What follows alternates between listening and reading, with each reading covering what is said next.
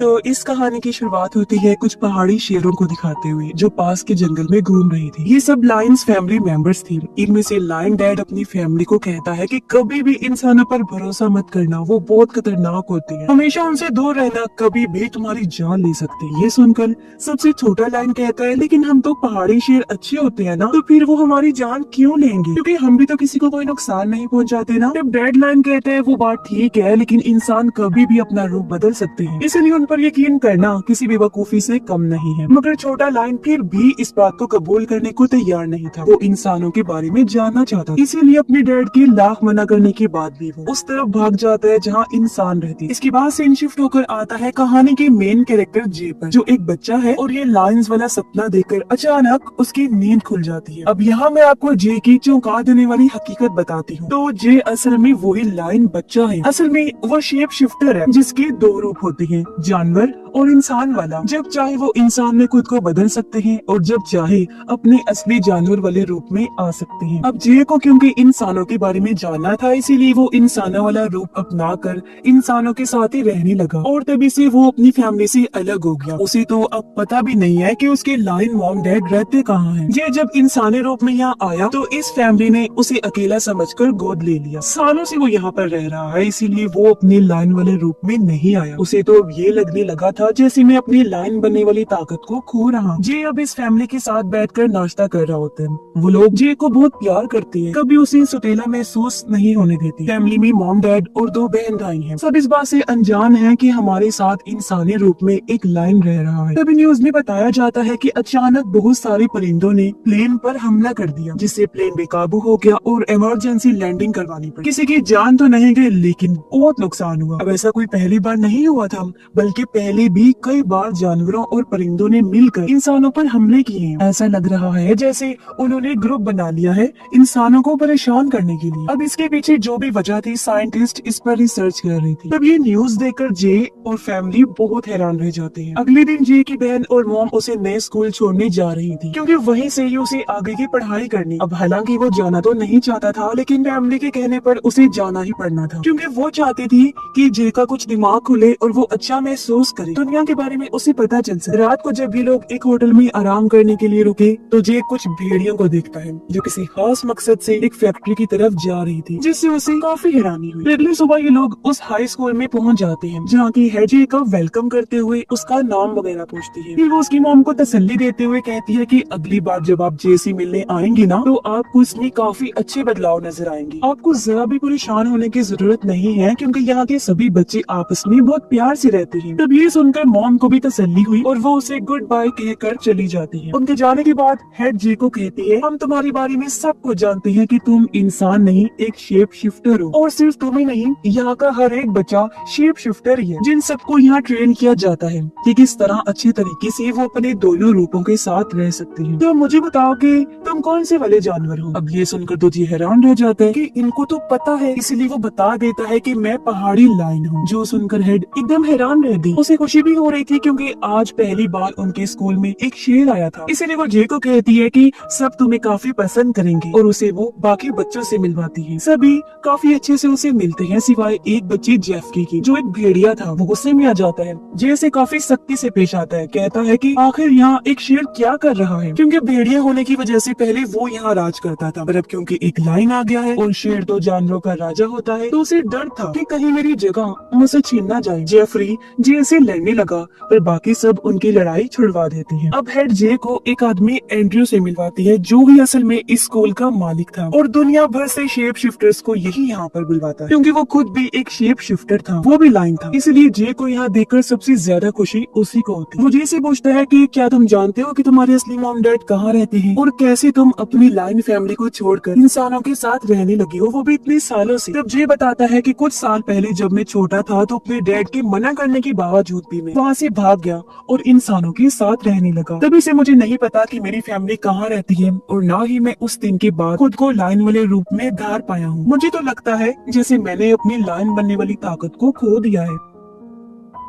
तब एंड्रयू से कहते हैं इसीलिए तो हमने तुम्हें यहाँ बुलवाया है ताकि तुम अपनी ताकत का सामना करके उसे समझ पाओ और देखना फिर तुम कितने बेहतर बन जाओगे। फिर जे को उसका कमरा दिखाती है जहाँ वो रहने वाला था। जे अपने रूममेट से मिलता है जो प्यारी सी गुलहरी थी। हमें पता चलता है कि यहाँ शिकार करने वाले खतरनाक और शिकार होने वाले मासूम जानवर सब एक साथ रहते हैं। किसी को भी लड़ाई करने की इजाजत नहीं, क्योंकि लड़ाई करने के लिए सिर्फ क्लास थी, इसलिए सब जानवर बहुत अच्छी से रहते थे। अब जे की क्लासमेट गुलहरी लड़की जिसकी उसके साथ दोस्ती हो गई थी, वो जे को क्लास में ले जा रही थी जो जंगल में थी, क्योंकि इनकी क्लास का टाइम हो चुका था। तभी इनके साथ गुलहरी लड़की की दोस्त भी शामिल हो जाती है जो एल्फ थी, वो जानवर जिसके सर पर बहुत सारे सींग होते हैं। सब बच्चे जब क्लास में आते हैं तो इनका टीचर इनके जानवर बनने वाली ताकत पर कंट्रोल करना सिखाता है। जब उसे पता चला कि जे न्यू स्टूडेंट है तो उसी से शुरुआत करता है। वो जे को कहता है कि चलो जे, सबको दिखा दो कि तुम क्या हो और अपने जानवर वाले रूप में आ जाओ। अब जे लाइन बनने की कोशिश तो करता है, लेकिन इतने सालों से जानवर ना बनने की वजह से वो ऐसा नहीं कर पाता। तब हेड उसे आकर कहती है कि आंखें बंद करो और सोचो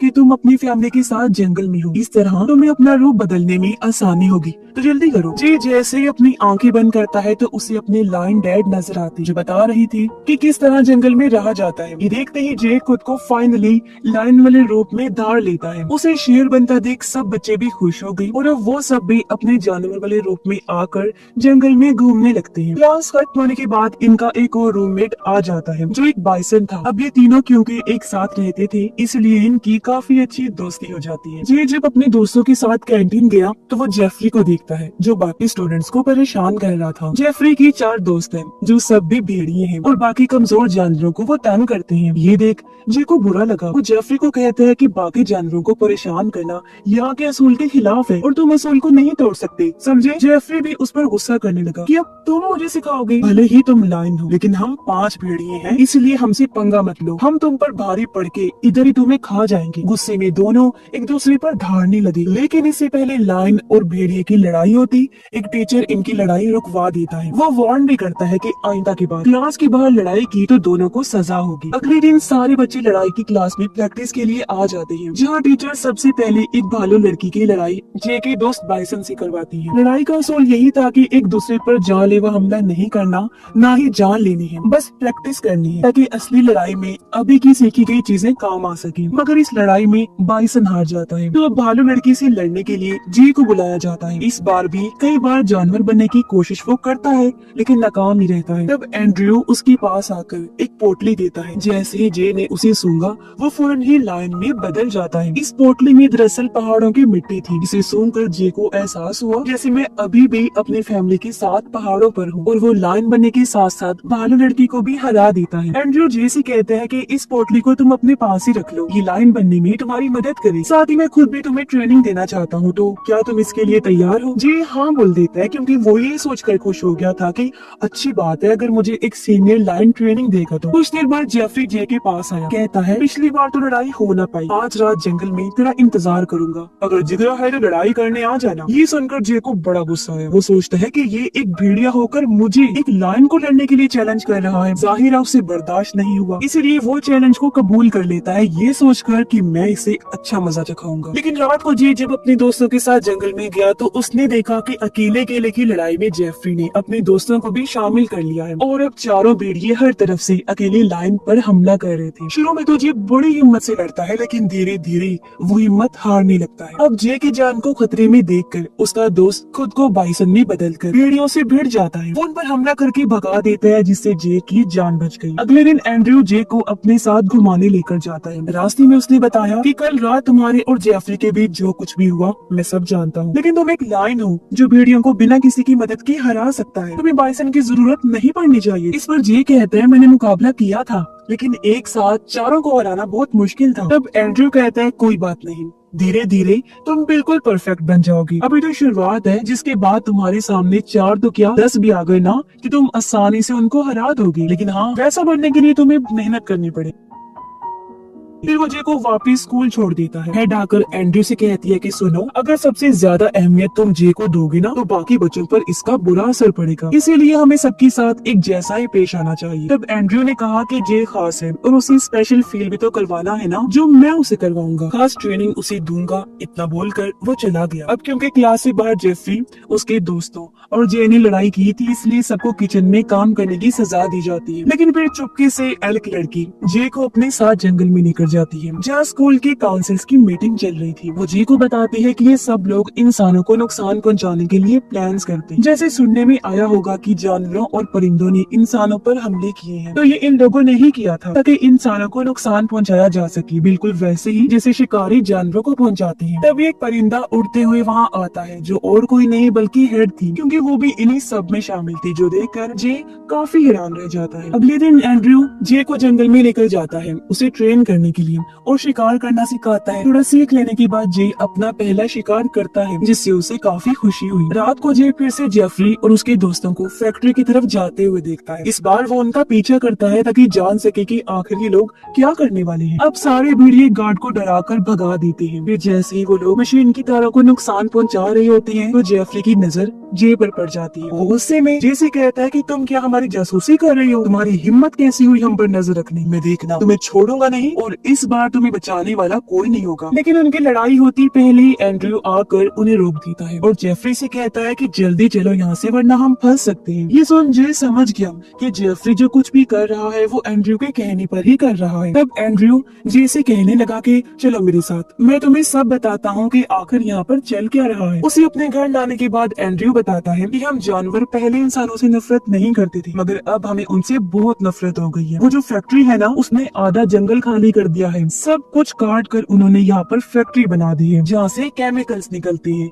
जिसकी वजह से न जाने कितनी मासूम जानवरों को अपनी जिंदगी से हाथ धोना पड़ता है। इंसानों को, हम जानवर और माहौल की कोई फिक्र ही नहीं है। अब मेरी बेटी और वाइफ को इंसानों ने ही मारा था, हालांकि उनका कोई कसूर भी नहीं था। क्या था, वो तो बस जंगल में घूम ही रही थी ना, जो कि उनका घर भी है, लेकिन इंसानों ने वहाँ भी उन्हें नहीं छोड़ा। और तो और वक्त के साथ इंसानों में अच्छे बदलाव आने की बजाय वो तो और बुरे होते जा रहे हैं। अब तो वो पहले से ज्यादा जंगलों को तबाह करते हैं और जानवरों को मारते हैं। ये देखते हुए हमने अपनी एक टीम बनाई है, जिनका मकसद इंसानों को तकलीफ देना है, ताकि वो अपनी ही जगह पर चैन से न रह सके, जैसे वो जंगलों में जानवरों को नहीं रहने देती, जो हमारी जगह है। इसी मिशन के लिए ही मैंने तुम्हें यहाँ बुलवाया है, क्योंकि तुम बहुत खास हो और मुझे यकीन है कि तुम हमारा साथ जरूर दोगी। फिर हम भी इंसानों को दिखा देंगे कि हम क्या हैं और उनकी क्या औकात। अब ये सुनकर जे एकदम हैरान रह गया। वो फौरन जवाब नहीं देता, बल्कि कहता है कि मुझे थोड़ा टाइम चाहिए, कि क्या मुझे तुम्हारी मदद करनी चाहिए या नहीं। एंड्रयू ने भी कह दिया कि ठीक है, लेकिन जल्दी जवाब देना, एक बहुत बड़ा मिशन करीब है, इसमें हमें तुम्हारी मदद चाहिए हो। अगले दिन जे जब अपने दोस्तों के साथ रेस लगा रहा था,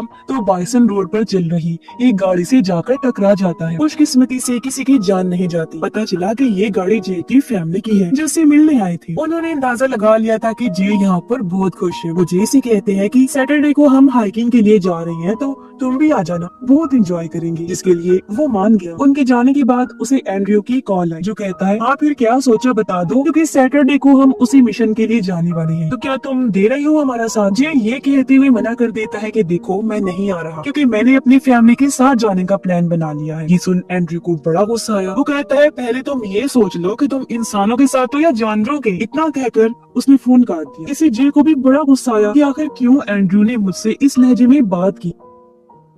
इसी गुस्से में आकर वो जितना दूर हो सके उतना ही जंगल में भाग जाता है। थोड़ा आराम करने के लिए जब वो एक जगह पर रुका, तो वहाँ कुछ शिकारी आ गए, जो ड्रोन की मदद से जे को देख लेते हैं और उसे मारने के लिए कुत्ते छोड़ देते हैं, क्योंकि उनका प्लान था कि ऐसा करने के बाद हम जे को अपने साथ ले जाएंगे। लेकिन इतने में वहाँ एक कौवा आ जाता है, जो भी दरअसल शेप शिफ्टर था और उसे स्कूल की स्टूडेंट होती है। वो सबसे पहले ड्रोन तोड़ती है, फिर जे की मदद करते हुए उसे स्कूल की तरफ ले जाने लगती है। लेकिन जब जे थक गया तो आराम करने के लिए वो एक जगह पर बैठ जाता है, लेकिन तभी वो शिकारी कुत्ते यहाँ आ जाते हैं। पर इससे पहले वो जे पर हमला करती वो इंसानी रूप में आ गया, जो चीज तो कुत्ते भी देखते ही देखते रह गए कि आखिर ये क्या हुआ। एंड्रयू जे के पास आकर कहने लगा कि मैंने तुम्हारी लायन फैमिली को ढूंढने की कोशिश की थी, मुझे पता चला है कि उन सबको भी शिकारियों ने मार दिया है। तो क्या तुम अब भी इंसानों की मदद करोगे जिन्होंने तुमसे तुम्हारे अपनों को छीन लिया। अब तो तुम दोगे ना हमारा साथ। अब ये सुनकर जे को बहुत दुख हुआ कि मैं अब कभी अपनी फैमिली से नहीं मिल पाऊंगा। इसी गुस्से में आकर वो जे का साथ देने के लिए मान जाता है, जिसके बाद एंड्रयू